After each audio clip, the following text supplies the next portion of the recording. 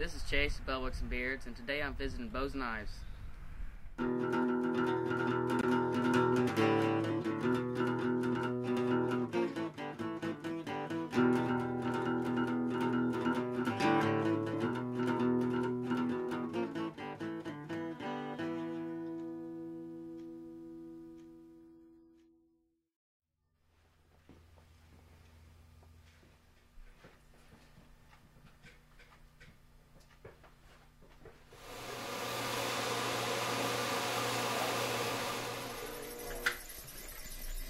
This Warncliffe Trapper is I think it's one of the best carrying knives that you can carry.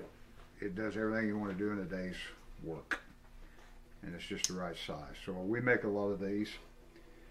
And to start it out, we got a pattern. We made this pattern up, and we get a piece of blade steel out. We use someone's gonna cut on. I like CPM 440V for the blades, and 154 for the springs. And we scribe them on there, drill all the holes, and saw it out. Then once we get it ground down to the lines and profiled, we cut the pulls in it. You got to cut that, do any drilling or cutting or stamping before it's heat treated. We cut the pulls in it and put an initial grind on it just to take metal away, so we don't have to do so much after it's heat treated.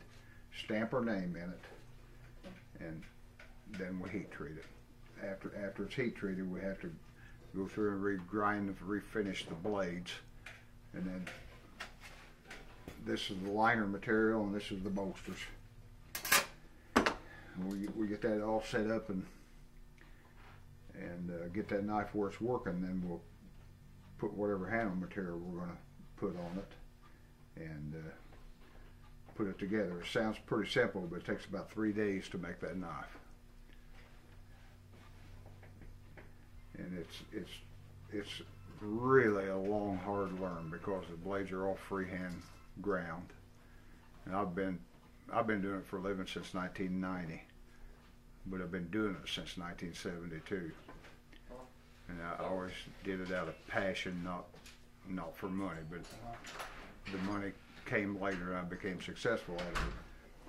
If you don't have a real bad case of the want-tos, you'll never get that far because you'll give up first.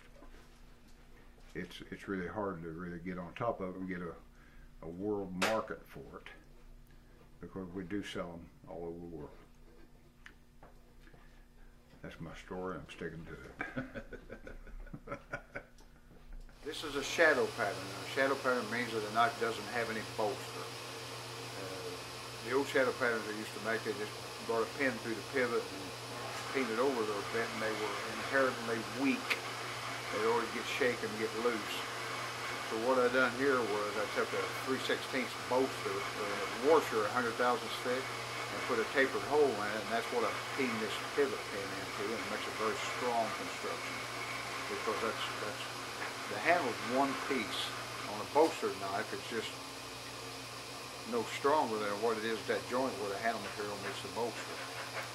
This is half of this knife here. This is a 2-blade one, but it's basically the same pattern. And what I started making these for was so someone could, this is a field grade knife. They could put it in their pocket and use it and get it for about half the price of one that's fully dressed out. So I'm trying to make it affordable enough for a guy to use, because I like for him to use it. I just made this shadow pattern for a guy out on the East Coast that wants it to carry and use. He works in an office, and these are good for cutting an article out of a paper or opening mail. But a Warncliffe blade, you can also turn it upside down and zip a squirrel's belly open pretty good, pretty easily.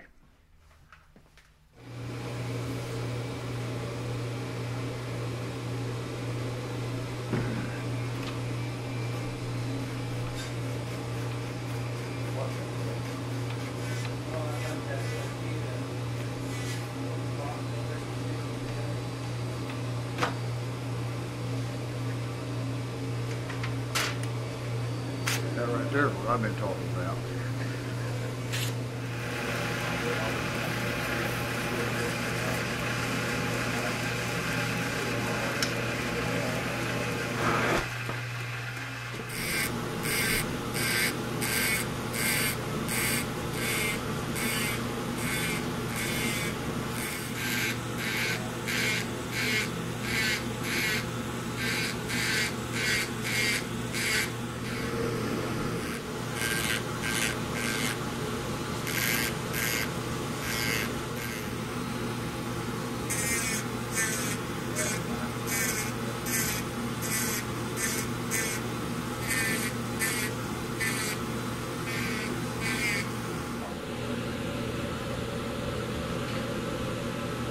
This is black paper micarta.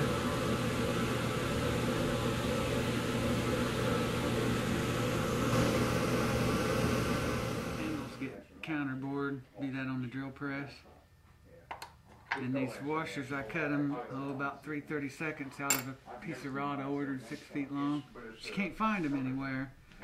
And then I made this jig with the counterbore. I needed a way to hold them and a way to get the hole in the center. And then heat treated them so a drill bit won't mess it up. The bottom side is flat. I square that on the grinder. And then clamp them in there to get my hole for my pivot pin.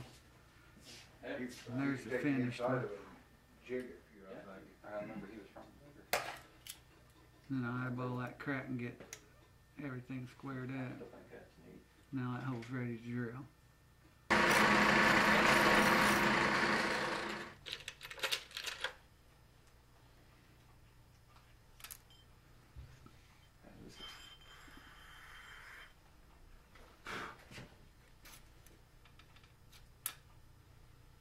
We use those diamond hones to get everything flat. You know, the fog's so heavy on the tree that it's dripping off. Sure brought guitars. Got that little jam session. Yep. Dang it. Oh, just get one this year? One request? Mm-hmm. For more information, go to bellbucksnbeards.com.